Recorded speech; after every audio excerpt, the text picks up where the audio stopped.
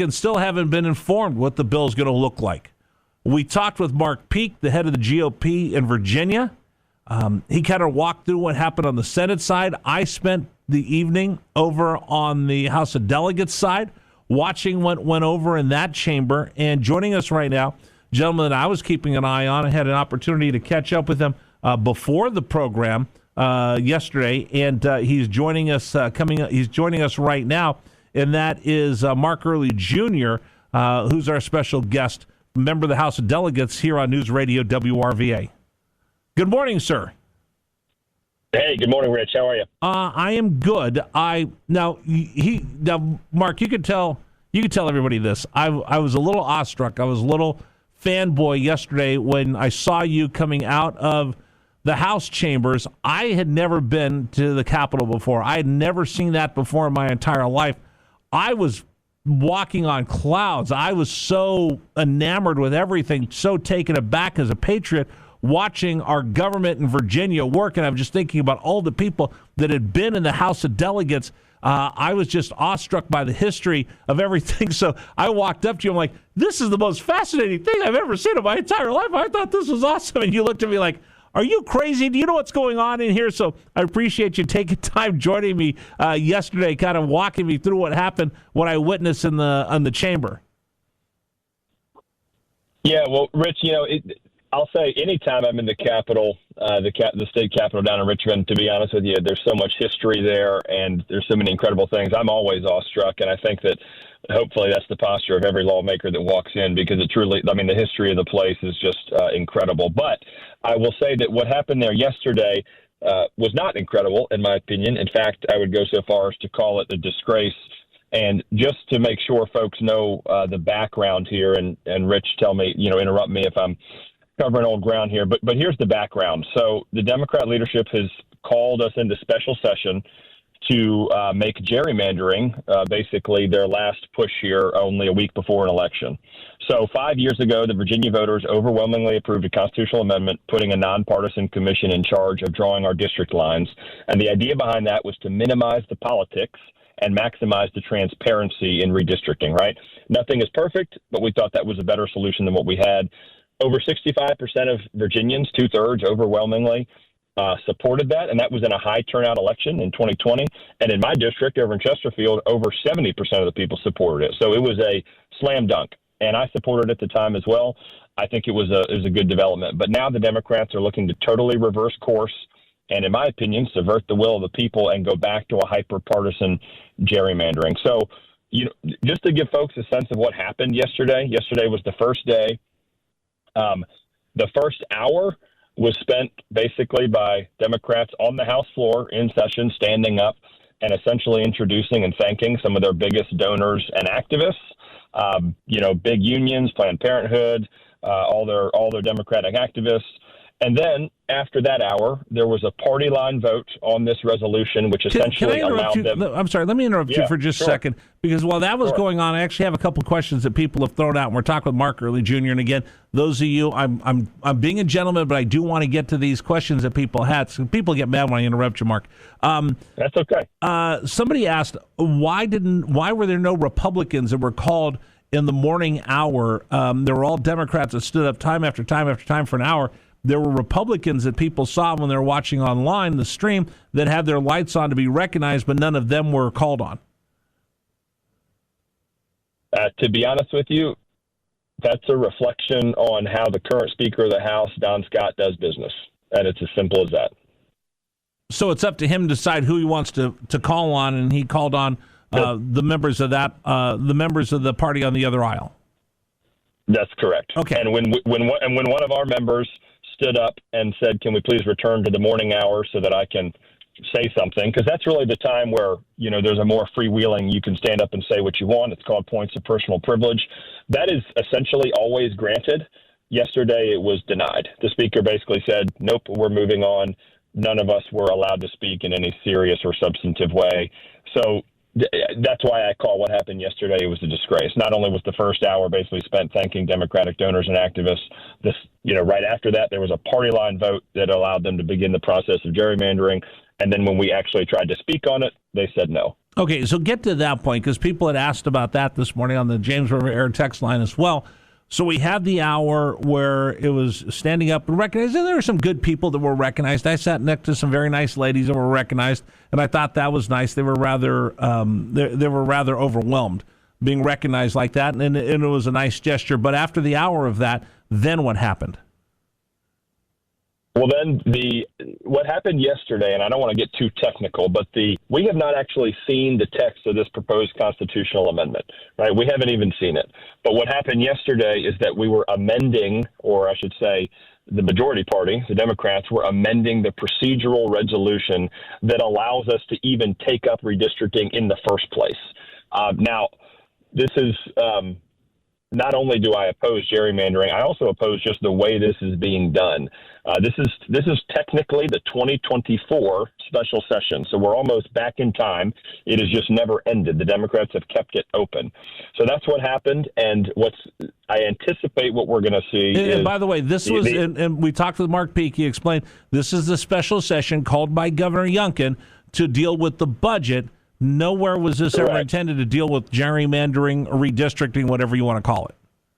Yeah, that's exactly right. It was called to deal with the budget, and the budget was, of course, dealt with and done. So, I mean, I think the question I'm getting from a lot of people is, why is this happening? And to be honest with you, I think it's three quick things. Number one is the basic fact of they are indeed trying to push an extreme gerrymander in Virginia, which, I mean, let's just be honest with it. They're trying to take our congressional map, which is pretty fair right now. It's a pretty good representation of Virginia. There's 6 Democrats, 5 Republicans out of our 11 seats. They're trying to redraw a map that basically makes it either 9-2 or 10-1. And you can do that by just drawing a bunch of wacky-looking lines. So that's what they're trying to do. Number two, this is we're literally today a week before an election. So a lot of people, including me, have very competitive House races. This is also basically an effort to take us off of the campaign trail and pull us downtown for what I'm calling a sham session. And then third, and maybe most importantly, we all know that the biggest story in the news and the biggest story in Virginia has been the J. Jones scandal, where he literally said he wanted to put 2 bullets in the head of a colleague and watch that person's children die in their mother's arms just so that people would change their political opinions. And I think they're trying to distract from that. They know that's a problem. They know that Virginians don't like that. So that's why we're here. And I do just want to emphasize, this is really unprecedented. Not only is it unprecedented in terms of calling a special session a week before an election, it's also unprecedented in that the Democrats are going to point to some other states and say, hey, well, this is going on in this state or that state. Number one, Virginia is not those states. Virginia is different, and we're our own Commonwealth. Let me give you a quote to that. Here, react to this. Yeah. This is in today's Richmond Times-Dispatch. This is Delegate Price from Newport News. Quote, the actions that Texas and Missouri and North Carolina have triggered this. That's why Virginia is here. We're going to do our job to protect democracy in Virginia, and all we're doing is letting voters have their say again. So, again, the actions that Texas, Missouri, and North Carolina have taken have triggered this. Your reaction? Yeah, I think that's absurd. I mean, look, we've been dealing with gerrymandering for 200 years plus. I mean, it's been an ongoing thing off and on. And the people of Virginia said loud and clear in a constitutional amendment. They're not just trying to change the law. They're trying to change the Constitution. We had a high turnout election in 2020 where 2/3 of the people said, hey, let's get the politics out of redistricting. And to be honest with you, if they say this started with Texas and Missouri and whatever else, I think somebody should go take a look at Illinois' map that looks like a spider, how it's drawn. And then they should go look at New England, where there's literally 0 Republican seats. So, I mean, come on, let's be serious here if they want to say that. That's just not true. This is an opportunity for them to try to overturn the will of the people. They're going to try to put this special referendum sometime in April or May, when, frankly, it will be a challenge to get people to pay attention, because it's not a normal election season. And they're hoping to sneak this by with a low turnout. And to be honest with you, there's other questions, frankly, and I'm not the expert on this, but there's other questions about merely the legality of this. Right. The election's already started. Yeah. Exactly. So somebody did ask a question. There's a whole bunch of things on that. I'm sorry. Again, I apologize. And please, folks, don't get upset with me for interrupting, but I do want to get all this in the time we have. Somebody did ask, will this redistricting also affect our Senate and House of Delegate districts? That's yet to be seen, but based on how the Democrats have been operating, I would have a highly confident yes answer to that. Now, I don't want to confuse people. This is not about the lines where people are in their districts for the election that's literally a week from now. It's not about that. It's about what's going to happen in 2026 and 2027. In time for the midterms. That's correct. But then, the House and Senate, the state House and Senate will be up in 2027. And the question I think you're asking is, will they also mess with those maps? And my answer is I have no reason to doubt they would. And just one more thing on the idea of, defending democracy. Listen, they didn't even let any of us speak yesterday. Okay, that should speak volumes about how much they care about institutions and norms and all that sort of thing. And just one more time, we in Virginia, I tell my kids this all the time. You cannot control how other people act. You cannot control what other people do. All you can control is what you do. And that's all I'm concerned about, how Virginia conducts itself. And if we go forward with this, how the Democrats are pushing it, this is the opposite of what we have always called the Virginia way, where we value dialogue, civil discourse, compromise. This basically says we're done with that, and I don't want to see Virginia go that way. I think we made a good move by getting politics out of redistricting with this commission, and I'm really sorry to see this effort underway. What's next? What's next is that we will likely see the text of a constitutional amendment tomorrow. And then we will go from there, and we'll see exactly. It's going to work its way through a committee, and then it's going to come to the floor. I'm going to be out campaigning all day today, meeting voters, talking about issues, which is what we should be doing every day, and working for the people here in Chesterfield. But I want to make sure people understand how significant this is. And I really hope people take it to heart and say, hey, listen, this is not the way we want to operate. And frankly, I hope people will take it into consideration when they're deciding how to vote, both when they're voting early this week and on Tuesday, November 4th. All right, we just have a minute here, but I do have one big question. So I take questions from our audience from the text message line. Will you get an opportunity to stand up and ask this question for me? My question I want to know on behalf of our listeners and our listening audience and the people of Virginia, I want to ask this question. When am I, as a citizen of this great Commonwealth, when am I going to have time to sit and read this bill?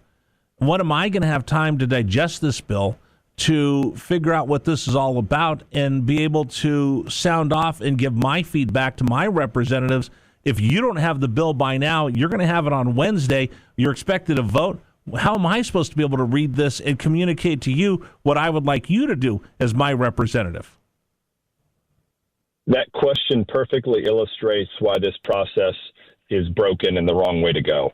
The idea that we're going to shove this through when people have been already voting in this election, the whole idea of having the intervening elections so that people can understand what's being proposed and take it into consideration and ask their representatives and candidates, hey, where do you stand on this? So that question is a great one, and it perfectly illustrates why I oppose what's going on right now. So I would appreciate, on behalf of our audience, if you could stand up in the chamber, in the House chamber, and say that to the other side, say that to the speaker.